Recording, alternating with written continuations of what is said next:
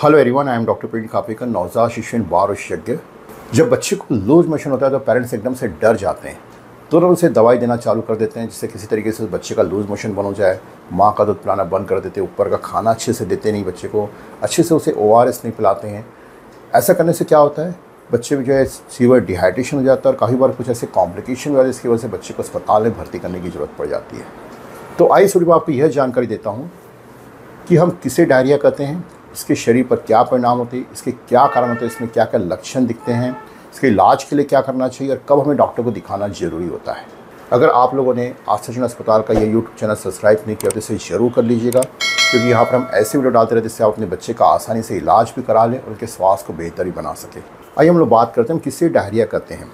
अगर बच्चे ने जो है 24 घंटे में 3 से ज़्यादा बार लूज मोशन किया है, अर्थात यहाँ पर स्टूल की कंसिस्टेंसी और उसका करेक्टर भी चेंज होना ज़रूरी है, तब हम उसे कहेंगे डायरिया। हम किसे डायरिया नहीं कहते हैं अगर स्टूल की जो है कंसिस्टेंसी या करेक्टर चेंज नहीं हुआ है, लेकिन केवल फ्रीक्वेंसी बढ़ी हुई है। जैसे दिन में 5 से 7 बार मोशन कर रहा है, लेकिन उसकी स्टूल की कंसिस्टेंसी अच्छी है, उसका वेल फॉर्म्ड स्टूल है या सेमी सॉलिड स्टूल है, उसका करेक्टर चेंज हुआ, तो हम इसे डायरिया नहीं कहते हैं। जैसे छोटे बच्चे रहते 4 से 6 महीने के बच्चे दिन में 6-7 बार मोशन करते हैं, लेकिन उसकी कंसिस्टेंसी सेम है, करेक्टर भी चेंज नहीं हुआ है, बच्चा जैसे दूध पी रहा है, उसका वेट गेन अच्छा हो रहा है, तो हम इसे डायरिया नहीं करते और यहाँ पर कोई भी इलाज की ज़रूरत नहीं है। इस बात का ध्यान रखें।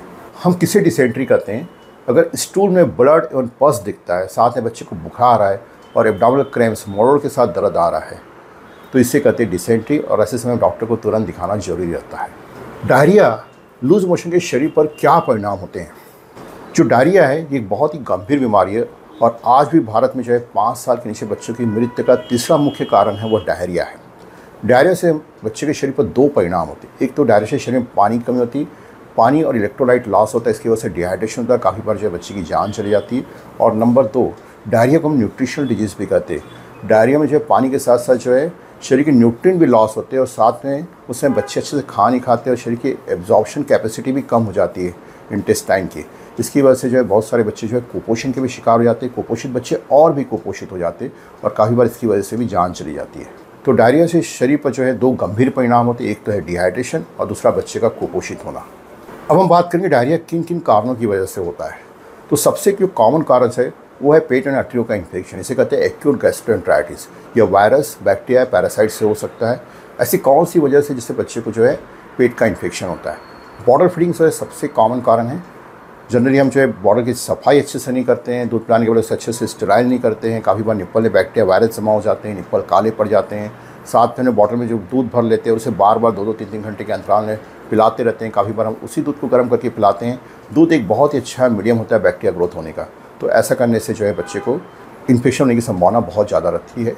नंबर 2, जब बच्चे संक्रमित खाद्य पदार्थ या पानी के संपर्क में आते हैं, जैसे हमें भोजन बनाते या परोसते समय में जो है सफाई और स्वच्छता का ध्यान नहीं रहा, जिससे भोजन संक्रमित हो जाता है।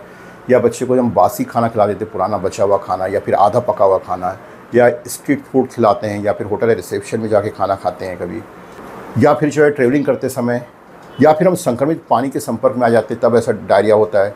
जैसे कि बच्चे जो पिकनिक ले गए, वहाँ स्विमिंग पूल में नहाया है, नदी नाले का पानी पी लिया या फिर कुएं का पानी पी लिया, तो यहाँ पर भी संक्रमण हो जाता है।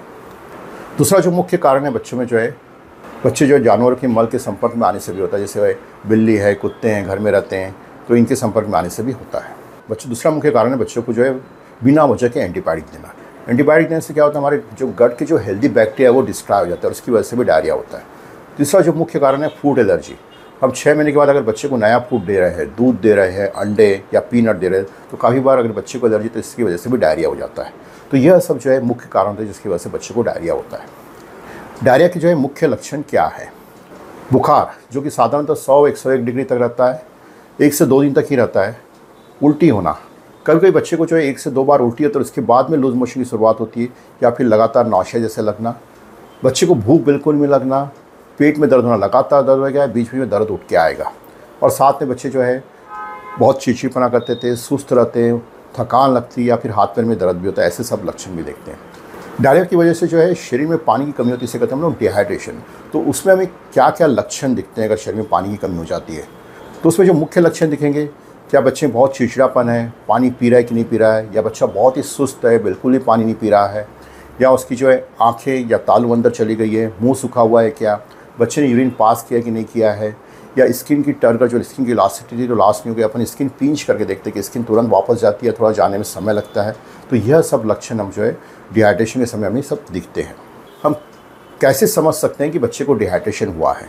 तो डिहाइड्रेशन को हमने 3 कैटेगरी बांटा हुआ, mild, moderate and severe. Mild मतलब बच्चे को कुछ भी डिहाइड्रेशन नहीं, जैसे बच्चा अलर्ट है, एक्टिव है, अच्छे से दूध पी रहा है, खा रहा है, मतलब उसे कोई डिहाइड्रेशन, ऐसे समय कोई इलाज की ज़रूरत नहीं होती है।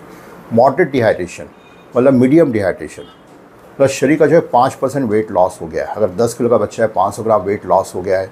साथ में बच्चा जो है बहुत ही पानी की डिमांड कर रहा है, लगातार पानी पी रहा है, आंखें थोड़ी अंदर चली गई है, मुंह थोड़ा बहुत सूखा हुआ है, तो इसे कहते हैं मॉडरेट डिहाइड्रेशन। यहाँ पर हम बच्चे को जो ORS का पानी देने से डिहाइड्रेशन ठीक हो जाता है। तीसरा जो होता है सीवियर डिहाइड्रेशन, मतलब शरीर में पानी बहुत ही कम हो गया है। तो ऐसे में क्या लक्षण दिखते हैं? यहाँ बच्चा बिल्कुल सुस्त रहेगा, बेहोश जैसे, कुछ भी पानी नहीं पी पाएगा, आँखें और तालू बिल्कुल अंदर चले जाते हैं, मुँह पूरा सूख जाता है, बच्चे ने हो गया 12-13 घंटे से यूरिन पास नहीं किया हुआ। तो ऐसे कंडीशन में आपको डॉक्टर को तुरंत दिखाना चाहिए, इस बात का ध्यान रखिएगा। तो यह सब लक्षण देख के हम यह अंदाज़ा लगा सकते हैं कि बच्चे को डिहाइड्रेशन हुआ है कि नहीं हुआ है।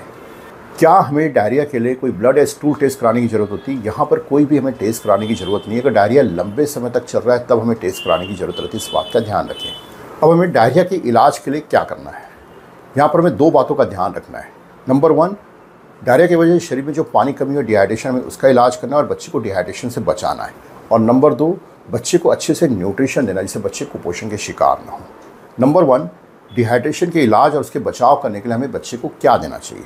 Number 1, WHO ORS solution. ये साधारण इसके 2 प्रिपरेशन मार्केट में अवेलेबल। इसका छोटा पैकेट आता है, उसे हम 200 ml पानी में घोल सकते हैं, और एक बड़ा पैकेट आता है जिसे हम 1 लीटर पानी में घोल सकते हैं। उसमें लिखा हुआ रहता है, यहाँ पर आप 1 लीटर पानी बड़ा पैकेट घोल लीजिए, उसको आप 24 घंटे तक यूज़ कर सकते हैं, और 200 ml पानी को भी आप 24 घंटे तक यूज़ कर सकते हैं। ORS बनाते समय आपको पूरी सफाई और स्वच्छता का ध्यान रखना है, इस बात का ध्यान रखें। अगर बच्चे को डिहाइड्रेशन है तो हमें उसके कितना ORS देना चाहिए जिससे कि उसका डिहाइड्रेशन ठीक हो जाए? तो 6 महीने के नीचे बच्चे को हम जो है 1 से 2 गिलास, 6 महीने से जो है 1 साल के नीचे बच्चे को 2 से 3 गिलास, 1 साल से 2 साल के नीचे बच्चे को हम जो 3 से 4 गिलास, 2 साल से 5 साल के बच्चे को हम 4 से 6 गिलास दे सकते हैं, और 5 साल से ऊपर के बच्चे को हम 6 से 10 गिलास तक दे सकते हैं। और यह ORS हमें जो है 4 से 6 घंटे में देना चाहिए, जिससे बच्चे का डिहाइड्रेशन ठीक हो जाए। बच्चे को डिहाइड्रेशन से बचाने के लिए, अर्थात प्रिवेंशन ऑफ डिहाइड्रेशन का, हमें कितना ORS देना चाहिए? जब भी बच्चा जो है मोशन पास करता है तो हम उसे ORS का सॉल्यूशन दे सकते हैं, जिससे जो है डिहाइड्रेशन प्रिवेंट होता है। अगर 6 महीने के नीचे बच्चे तो आधा कप ORS 50 ml, 6 महीने से 1 साल के नीचे बच्चे को आप दे सकते हैं 50 से 100 ml, अर्थात 1 कप से लेकर आधा गिलास, और 1 साल से जो है 2 साल के नीचे बच्चे को 100 से 200 ml तक दे सकते हैं, अर्थात 1 कप या आधा गिलास या 3/4 गिलास दे सकते हैं, और 2 साल के ऊपर के बच्चे को 200 से 300 ml दे सकते हैं। तो यहाँ पर जब भी बच्चा जो है लूज मोशन करता है तब आप उसे जो है ORS देंगे तो बच्चे को जो है डिहाइड्रेशन से बचा सकते हैं। तो इस तरीके से हम ORS से जो है बच्चे का डिहाइड्रेशन भी ठीक कर सकते हैं, उसको डिहाइड्रेशन से भी बचा सकते हैं। यहाँ पर आपको यह ध्यान रखना ज़रूरी है कि ORS से डायरिया ठीक नहीं होता, यह केवल जो है शरीर में पानी की कमतरता को दूर करता है। बहुत सारे पेरेंट्स यह बोलते हैं कि हम जैसे बच्चे को ORS पिला रहे हैं वो तुरंत जो है ORS वैसे का वैसे निकल रहा है, तो ORS पिलाने का कोई मतलब नहीं।